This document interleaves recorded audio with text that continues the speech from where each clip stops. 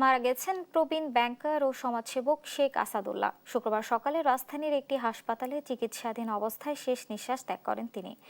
Banking খাতে দীর্ঘদিন সুনামের সঙ্গে দায়িত্ব পালন করেছেন শেখ আসাদুল্লাহ। অবসরের পর নিজ এলাকা সাতক্ষীরায় শিক্ষা, ধর্মীয় ও সামাজিক উন্নয়নে রেখেছেন অনন্য অবদান। তার মৃত্যুতে শোকাহত সেখানকার মানুষ। কর্ণফুলী গ্রুপের সিনিয়র ম্যানেজার এবং আইটি ও এমআইএস বিভাগের প্রধান শেখ আসিফউদ্দৌলার পিতা অগ্রণী ব্যাংকের সাবেক ডিজিএম শেখ আসাদুল্লাহ মারা গেছেন। শুক্রবার সকাল ৯টা ৩৮ মিনিটে রাজধানীর একটি হাসপাতালে শেষ নিঃশ্বাস ত্যাগ করেন তিনি। মৃত্যুকালে তার বয়স হয়েছিল ৯০ বছর। দীর্ঘ কর্মজীবনে দেশের ব্যাংকিং খাতে সততা, দক্ষতা ও মানবিকতার জন্য ছিলেন পরিচিত। একজন প্রজ্ঞাবান ও সৎ কর্মকর্তা হিসেবেও ছিলেন সমাদৃত। আমরা আমার নানাকে হারিয়েছি। আমাদের নানা আমাদের কাছে এই পরিবারের বটবৃক্ষের সমান ছিলেন। যিনি মারা গেছেন তিনি আমাদের দাদুর বয়স হন।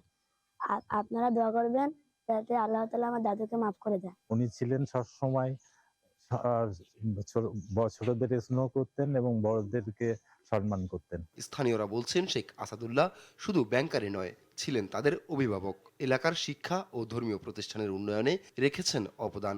সবসময় অসহায় মানুষের পাশে দাঁড়িয়েছেন তিনি। বিশেষ করে আমাদের মসজিদ মাদ্রাসায় ওনার অনেক অবদান আছে। আমাদের সাথে উনি খুব শিশুসুলভ ব্যবহার করতেন। যদি আমাদের গার্জেন, উনি এই গ্রামের জন্য স্কুল করছে। স্কুলে অনেক অবদান আছে আমাদের এই যে বাচ্চাদের পড়াশোনার ব্যাপারে। তারপরে গরিবদের অনেক অসহায় গরিবদের সাহায্য করেছে উনি। আমাদের ঘরে সাহায্য করবে, টাকা দিয়ে টাকাতে আসবে। আমার বোন ছিল, আমার বোন খুব সেবা করতো। এই সমাজসেবকের মৃত্যু সংবাদ ছড়িয়ে পড়লে এলাকায় নেমে আসে শোকের ছায়া।